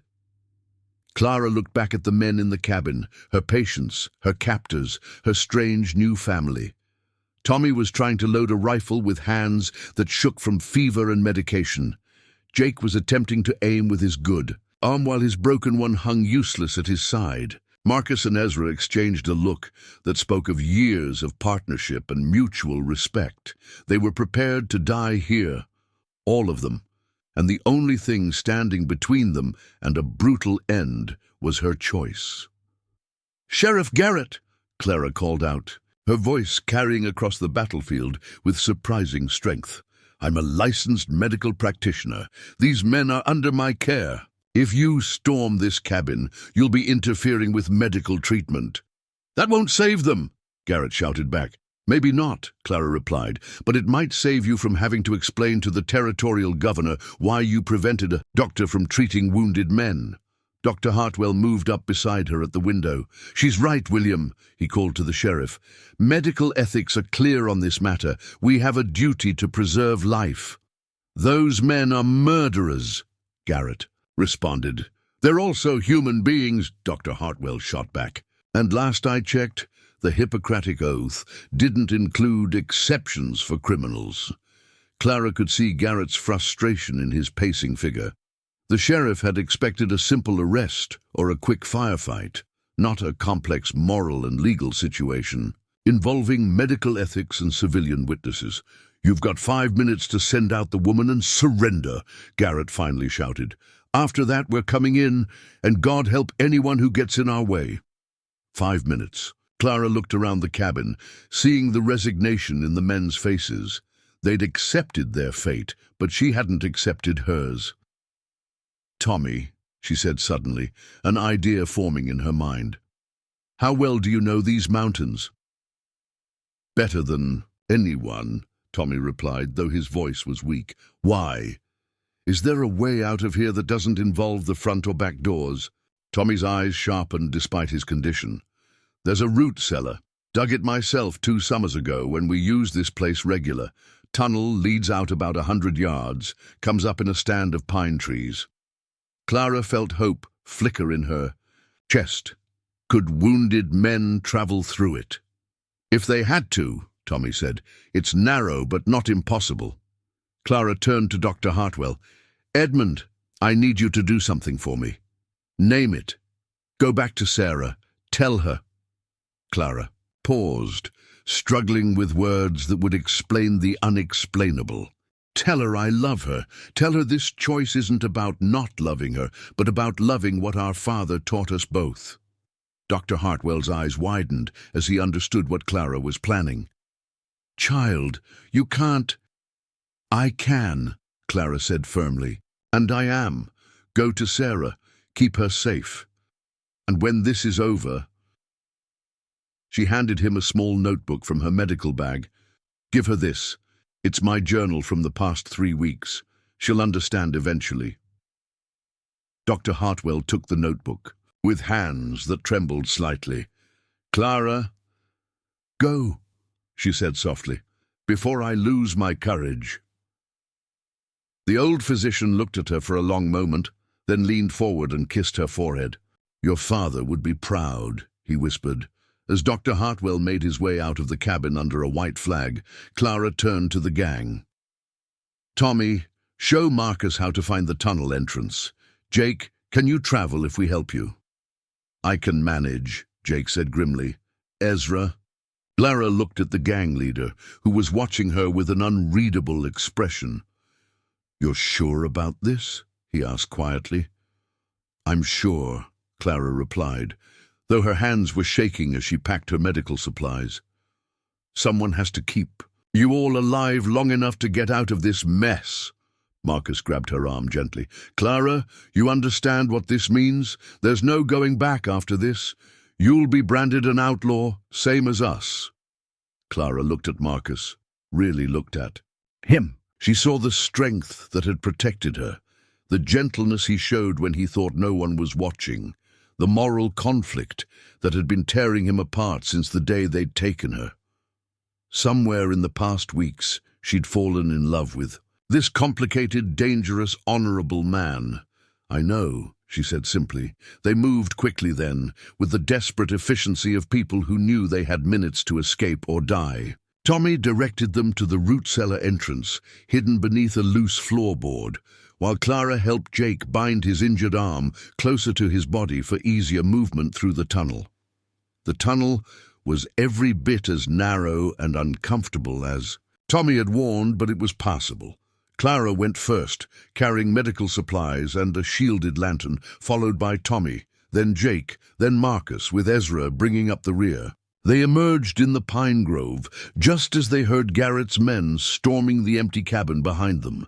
Clara could hear the sheriff's curses echoing across the mountains as he discovered their escape, but by then they were already moving deeper, into the wilderness. They traveled for hours, stopping frequently for Clara to check on Tommy and Jake's conditions. The sun was setting when they finally reached another abandoned mine shaft that provided shelter and concealment. As Clara tended to her patients by lamplight, she found herself thinking about Sarah's tears, about Dr. Hartwell's worried face, about the life she'd left behind. The guilt was crushing, but it was balanced by something else, a sense of rightness, of being exactly where she needed to be. You gave up everything, Marcus said quietly, as he sat beside her while she changed Jake's bandages. No, Clara replied, not looking up from her work. I found everything. I just didn't know I was looking for it. Tommy was sleeping peacefully, for the first time in days, his fever completely broken. Jake's arm was healing well, though he'd never regained full strength in it. Ezra's shoulder was mending cleanly. They would all survive, and they would survive because Clara had chosen to make their survival her responsibility. What happens now? She asked. Marcus was quiet for a long moment. Now we disappear. Find new territory, new identities. Start over somewhere Garrett can't follow. Together. Marcus met her eyes in the lamplight, and Clara saw her own hope reflected there. If that's what you want. Clara thought about her old life, the quiet practice, the predictable days, the respectability she'd worked so hard to build. Then she looked around the mine shaft at 3 wounded outlaws who'd become her family, at the man she'd learned to love, at the strange new world she'd chosen to enter. It's what I want, she said. Outside, the wind howled through the mountains, carrying with it the promise of freedom and the threat of pursuit. But inside the mine shaft, Clara Whitmore felt peace for the first time in weeks. She'd made her choice, accepted the consequences, and embraced a future that would be dangerous and uncertain, but undeniably her own. The healer had become the outlaw, and the outlaw had found her home. 6 months later, Clara stood in the doorway of what had once been an abandoned trading post in the valley they'd come to call Haven Creek. The morning sun painted the surrounding mountains in shades of gold and amber, and the air carried the crisp promise of autumn. It was a far cry from the comfortable order of her Copper Ridge practice, but it was home in a way that surprised her with its depth and certainty. The trading post had been transformed into something that straddled the line between legitimate business and outlaw sanctuary. The front room served as Clara's official veterinary practice, complete with examining tables and medical supplies purchased with gold from the gang's various enterprises. The back rooms provided lodging for travelers who asked no questions and paid in cash, while the barn sheltered horses that sometimes bore brands from distant ranches and occasionally needed their markings altered. Clara had spent the dawn hours tending to a pregnant mare whose foaling had been complicated, and now she wiped her hands clean as she surveyed the small community that had grown up around their refuge. Marcus was working on the new corral he'd been building, his carpenter skills proving as valuable as his gun-handling abilities. Tommy, fully recovered and grown broader through the shoulders during their months of legitimate work, was breaking a young stallion with patience and skill that would have impressed professional horse trainers. Even Jake had found his place in their strange new world. His injured arm had healed with limited mobility, but his skill with iron and fire had made him invaluable. The forge he'd built behind the trading post had become a source of income as word spread about the quality of his metalwork. Ranchers and miners from across the territory brought their tools and horseshoes to be mended, paying well and asking few questions about the past. Only Ezra remained a mystery, disappearing for weeks at a time on business he never discussed. But he always returned with gold and news from the outside world, and Clara had learned to read the signs that told her when he was struggling with the relative peace of their new life. Yesterday, he'd returned from his longest absence yet, and she could see the restlessness in his pale eyes that meant he was fighting his nature. The sound of approaching horses drew Clara's attention to the valley's mouth, where a small group of riders was descending the winding trail that led to their settlement. Her heart leaped as she recognized the lead figure, Dr. Edmund Hartwell, sitting his horse with the careful dignity of a man whose bones protested every mile, but whose determination was unshakable. Behind him rode Sarah and Wei Ming, along, with 2 other figures Clara didn't immediately recognize. After 6 months of silence, her family had finally found her. Clara's hands trembled as she untied her apron, her mind racing through all the explanations she'd rehearsed but never expected to need. She'd written letters to Sarah that she'd never sent, composed speeches that sounded hollow even to herself. How did you explain to the people who'd raised you that you'd chosen a life of outlawry over the respectability they'd sacrificed everything to give you? Marcus appeared at her side, his expression tense as he studied the approaching riders. You want me to— No, Clara said softly. This is my family. I need to face them myself. The reunion took place in the trading post's main room, with its mix of legitimate medical supplies and carefully hidden contraband. Dr. Hartwell looked older than his years, his hair completely white now, and new lines etched around his eyes. Sarah seemed smaller than Clara remembered, her face bearing the marks of months of worry and sleepless nights. Clara. Sarah's voice broke on her sister's name, and suddenly they were embracing with desperate intensity 6 months of fear, and grief pouring out in tears that neither could control. I'm sorry, Clara whispered against Sarah's hair. I'm so sorry I put you through this. Are you?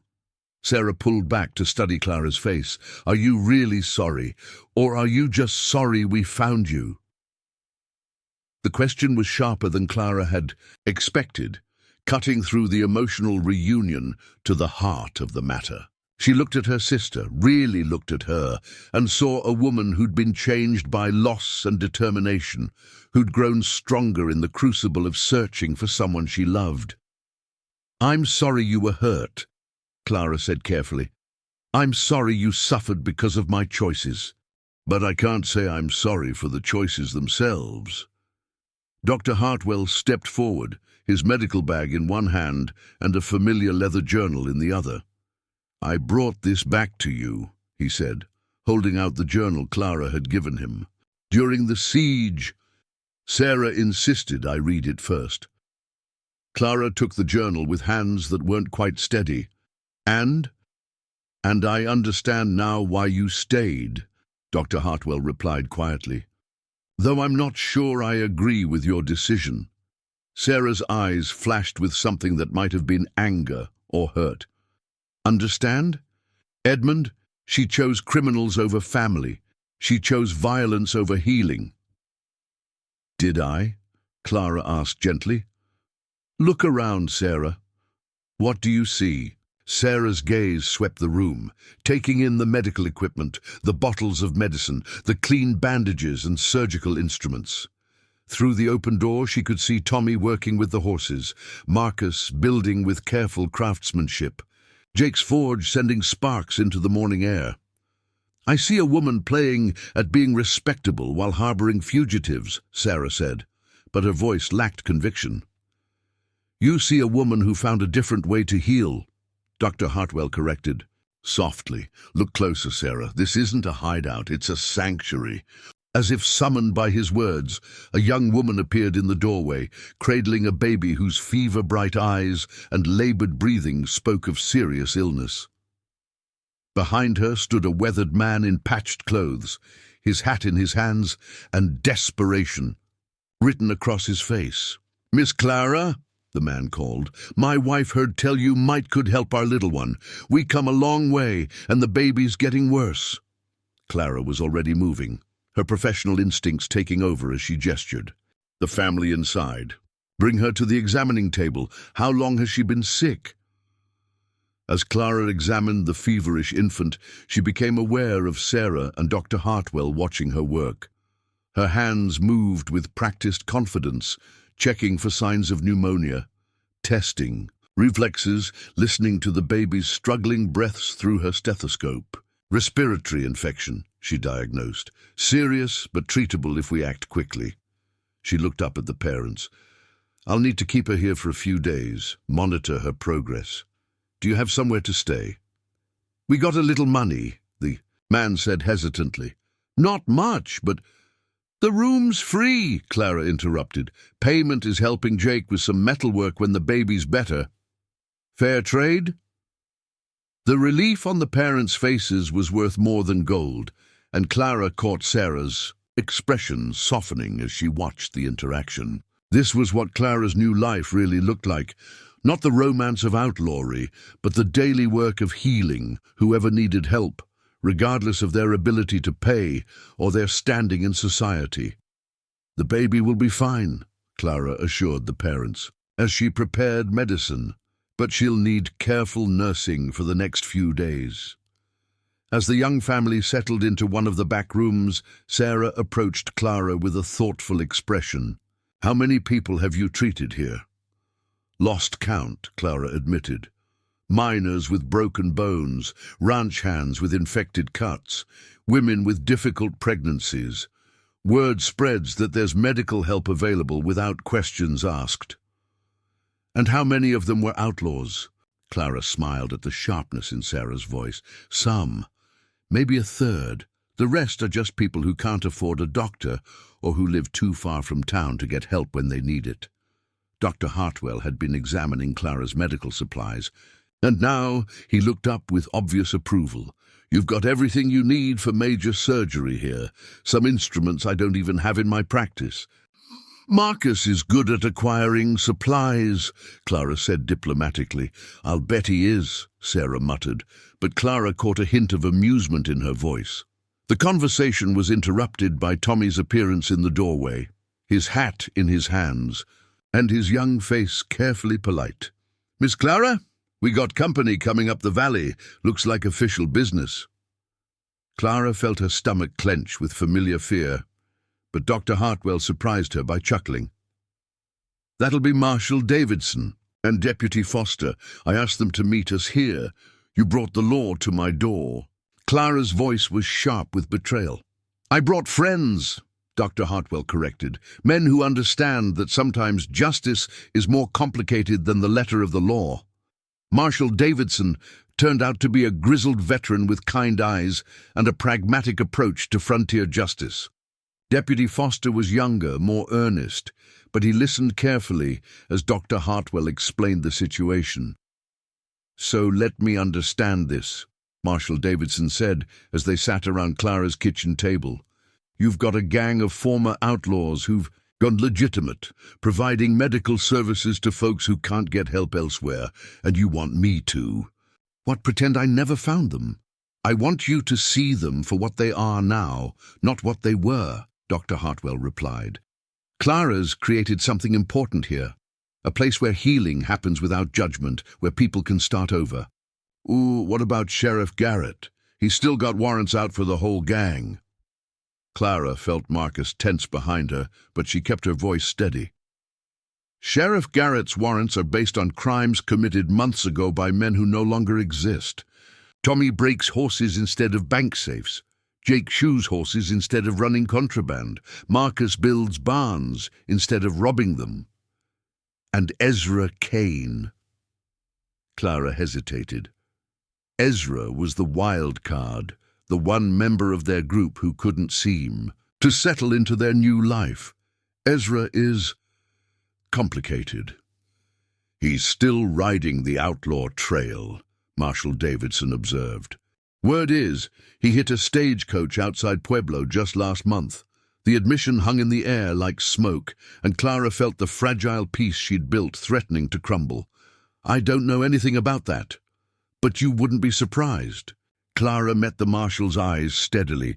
"Ezra saved my life, all of their lives, but I can't control his choices, only my own." Marshal Davidson studied her for a long moment, then looked around the trading post with its mix of medical equipment and frontier practicality.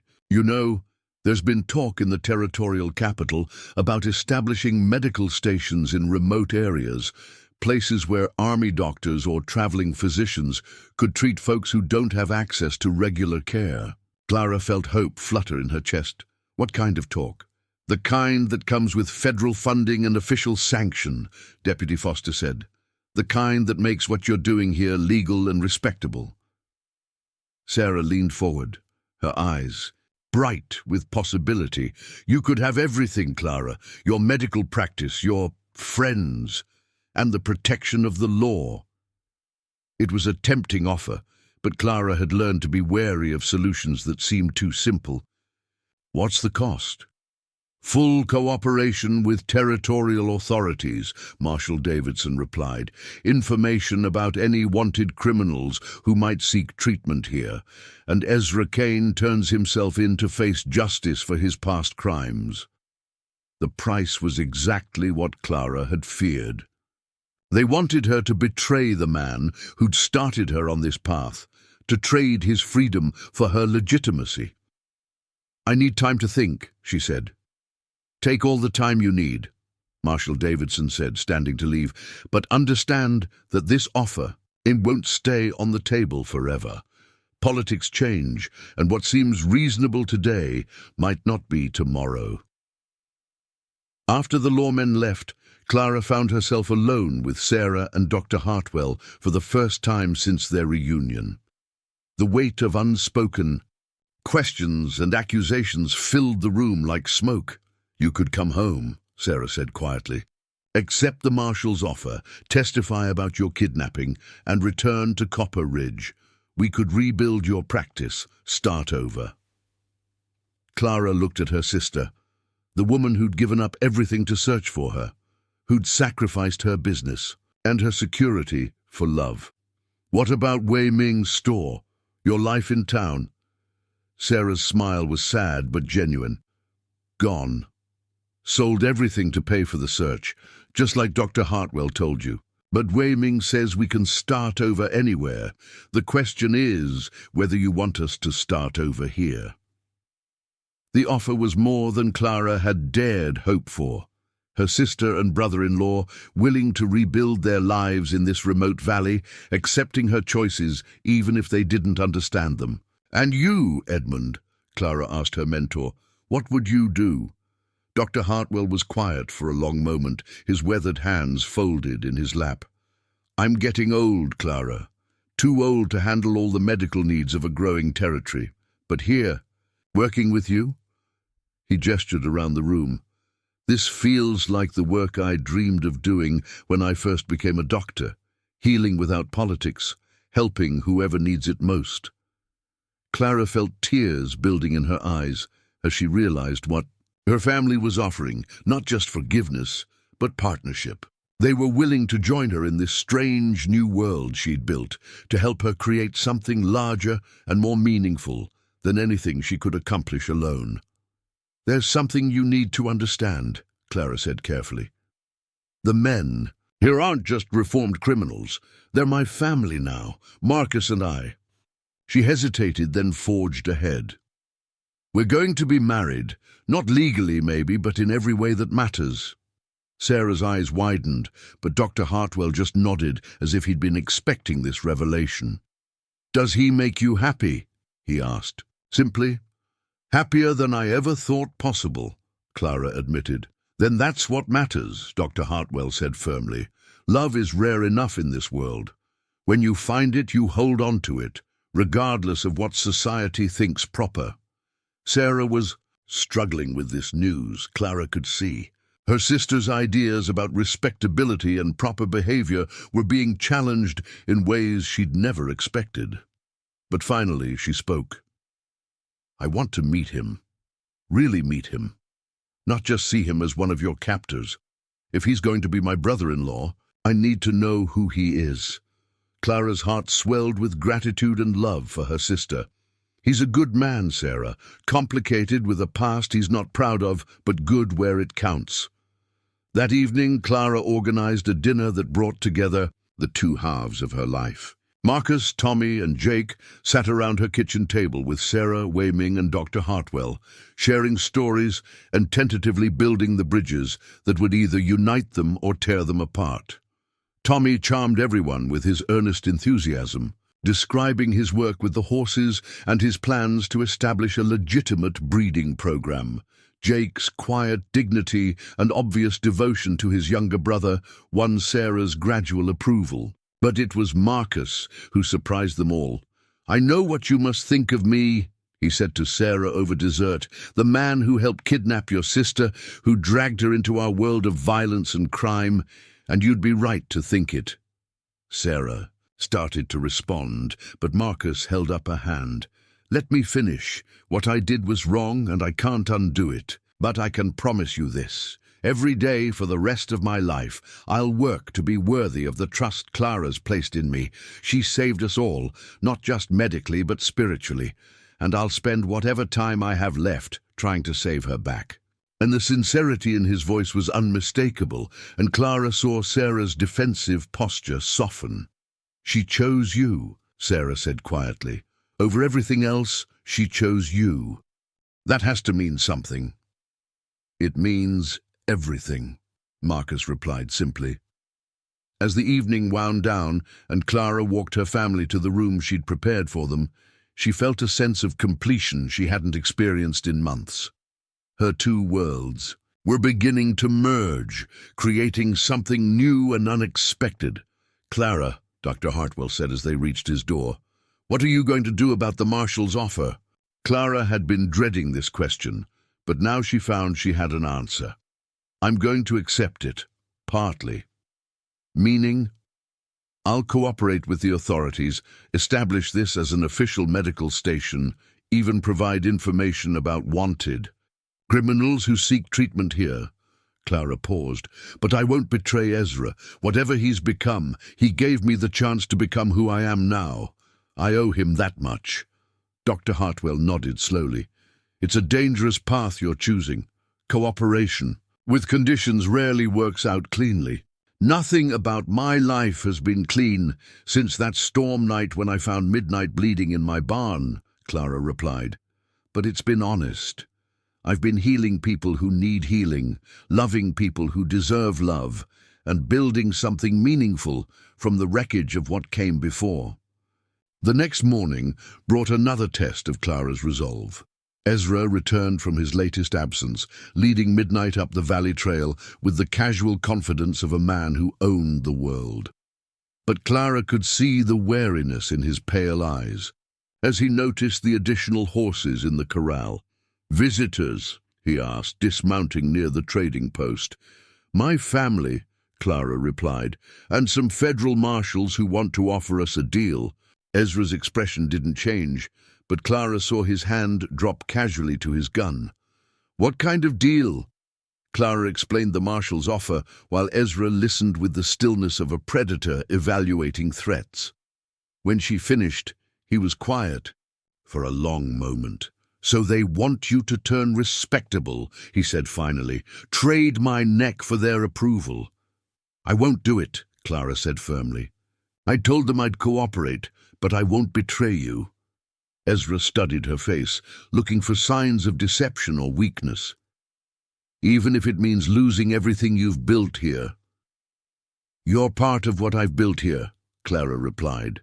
"Maybe the most important part, because you're the one who showed me I could choose my own path, instead of following someone else's map."